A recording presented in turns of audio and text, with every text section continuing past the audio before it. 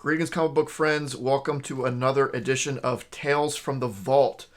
So, in this series, I crack open my comic vault and pull out a book, usually a single book, to kind of talk about that has some sort of significance. Either it is of historical significance, it is just a key of some kind, or something that's personal to me in some way.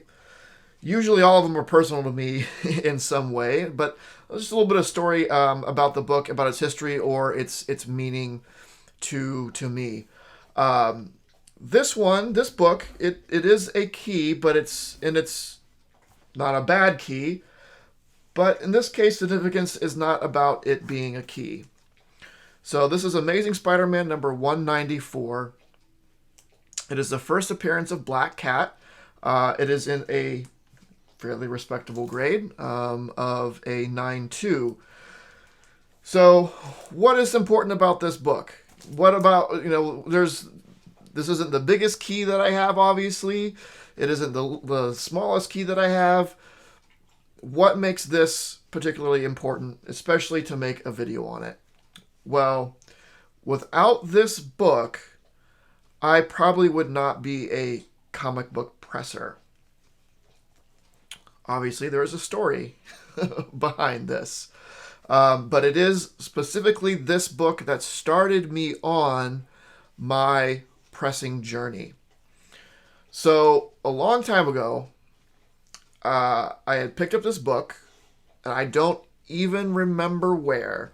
It might have been an eBay auction, it might have been a convention, it might have been a local shop. It's been a minute.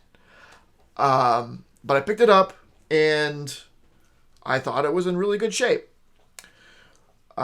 So I'd had some experience with having books graded in the past. I'd had a number of things graded. I didn't send that in for grading. I did it through another comic shop, and I've purchased some graded comics here and there. Not a whole lot, but I had some. This book I felt was in a good enough shape because of what it was to be a candidate to get graded. And I was thinking about grading some stuff in general. So there is a gentleman that works at one of my comic stores, and he is also on the side sort of an independent dealer. And I've worked with him a bunch in the past. I've bought stuff from him. I know him from that comic shop, but I've dealt with him through the shop and individually as well. And I felt he had a really good idea of what he was doing. He had a good eye for things. So I took this book to him. It was raw at the time. I took this book to him, and I asked him his opinion on it.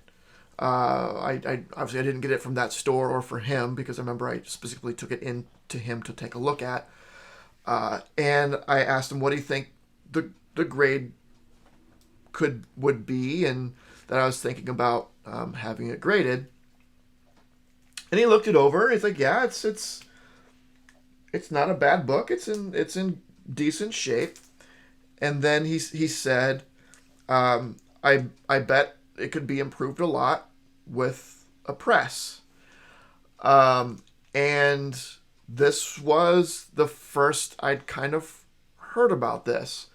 You have to keep in mind, this was years ago, before I think, not that comic pressing wasn't a thing, but the hobby hadn't blown up like it did over the pandemic, right? Where all these collectors came out, and then this pressing thing, the idea of pressing had become sort of more widely known. And there certainly wasn't anyone in my area that had been doing it, at least to my knowledge. So I hadn't heard of this, and I asked him a little bit about it, and he told me, oh yeah, you can take a book and press it and flatten it and make it, and there's all things you can do to clean it and stuff like that. Oh, okay, well maybe I'll look into that. So I looked into it. I started finding stuff, looking stuff online, looking at YouTube videos, and all this. And I also, as I said, I didn't know of anyone that did it in my area. Um, so I was like, you know what? I have a healthy collection. I'm sure there's a lot of things that I have that could benefit from this.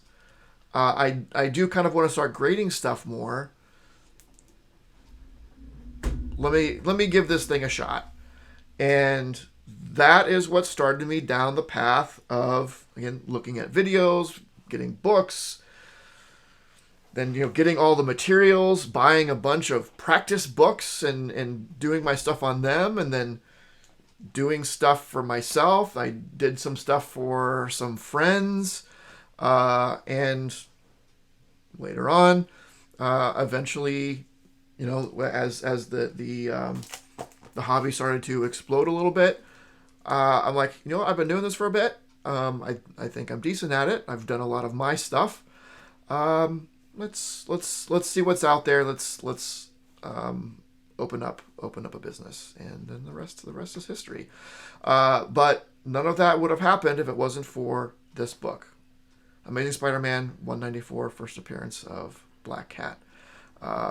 So again, this is a great book.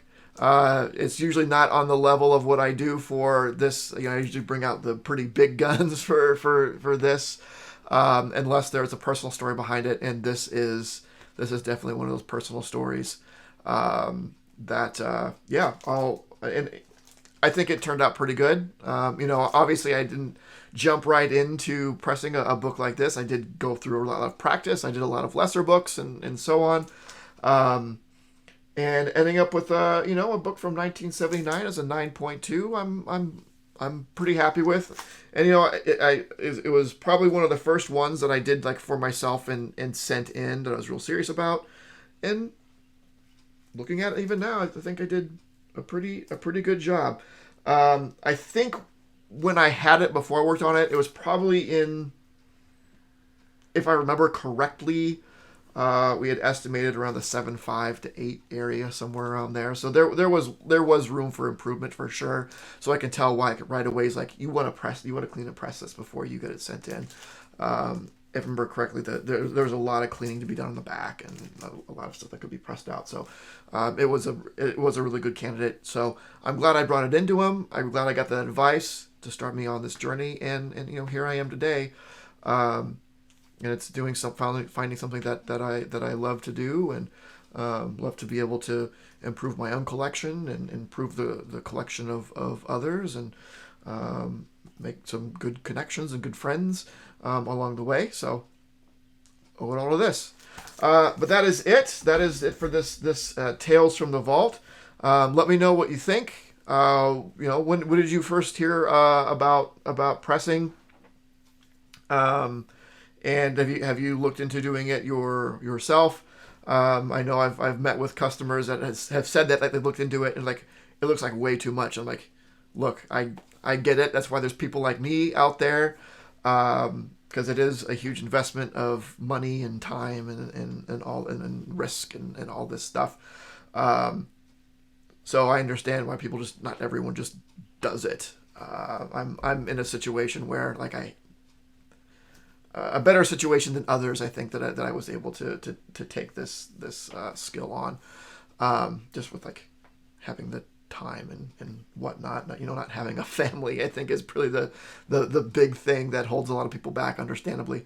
But yeah, let me know what you think. Let me know your thoughts. Like, comment, subscribe, and of course, don't forget to make yours Titan. This video was brought to you by Titan Comic Pressing. Follow us on Facebook and Instagram at Titan Comic Pressing LLC.